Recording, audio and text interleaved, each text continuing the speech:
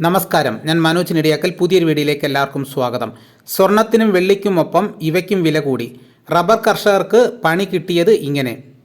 തുരിശ് വില വർധനവ് മൂലം ഇരുട്ടിലായ റബ്ബർ കർഷകർ വിലയിടിവിനും വേനലിൽ പാൽ ഉൽപ്പാദനം കുറഞ്ഞതിനും പുറമെ തുരിശ് വില കൂടുന്നത് ഇരട്ടി പ്രഹരമാണ്.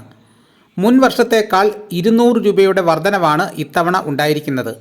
സ്വർണത്തിനും വെള്ളിക്കുമൊപ്പം ചെമ്പിൻ്റെ വിലയും ഉയർന്നതാണ് തുരിശിൻ്റെ വില ഉയരാൻ കാരണം. മഴക്കാലത്തിന് മുമ്പ് റബ്ബർ തോട്ടങ്ങളിൽ തുരിശടിക്കണം.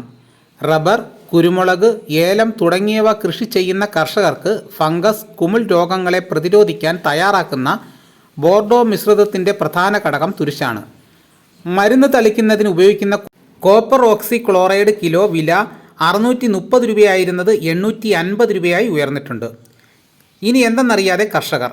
തുരിശിൻ്റെയും കോപ്പർ ഓക്സി ക്ലോറൈഡിൻ്റെയും വില വൻതോതിൽ വർദ്ധിച്ച സാഹചര്യത്തിൽ റബ്ബർ മരങ്ങളിൽ മരുന്ന് തളിക്കുന്നതിനുള്ള ചെലവ് കൂടി. കഴിഞ്ഞ വർഷം 1 ഹെക്ടറിൽ മരുന്ന് തളിക്കുന്നതിന് 10,000 രൂപയിൽ താഴെയായിരുന്നു ചെലവായിരുന്നത്. ഇപ്പോൾ 15,000-ന് മുകളിൽ എത്തിയിട്ടുണ്ട്. 1 ഹെക്ടർ റബ്ബർ തോട്ടത്തിൽ മരുന്ന് തളിക്കുന്നതിന് റബ്ബർ ബോർഡ് സബ്സിഡിയായി ലഭിക്കുന്നത് പരമാവധി 1000 രൂപയാണ്. തുരിശ് സബ്സിഡി പരമാവധി 4,000-വും. ഇതിന് ആനുപാതികമായി റബ്ബർ വിലയും കൂടുന്നില്ല. 1 കിലോ റബ്ബർ ഉൽപ്പാദിപ്പിക്കുന്നതിന് കിലോയ്ക്ക് 250 രൂപ വരെയും ചെലവാകുമ്പോൾ പരമാവധി 210 രൂപയാണ് കർഷകന് തിരികെ ലഭിക്കുന്നത്. കാലാവസ്ഥാ വ്യതിയാനം മൂലം റബ്ബർ ടാപ്പിംഗ് അനുദിനം കുറയുകയാണ്. കടുത്ത വേനൽ ചൂടിന് പുറമെ ഇലപൊഴിച്ചിലും വർദ്ധിച്ചതോടെ ടാപ്പിംഗ് പൂർണ്ണമായും നിലച്ച മട്ടാണ്. സർക്കാർ സഹായമില്ലാതെ കൃഷി മുമ്പോട്ട് കൊണ്ടുപോകാനാത്ത അവസ്ഥയിലാണ് കർഷകർ. തുരിശ് കിലോയ്ക്ക് പഴയ വില 250 രൂപ, ഇപ്പോൾ വില 450 രൂപയാണ്.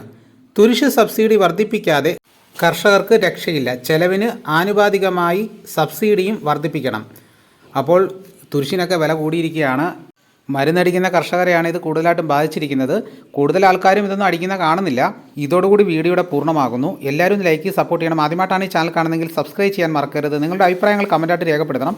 ഈ വീഡിയോ എല്ലാവർക്കും ഒന്ന് ഷെയർ ചെയ്ത് കൊടുക്കണം. മറ്റൊരു വീഡിയോയുമായിട്ട് ഉടനെ എത്താം. എല്ലാവർക്കും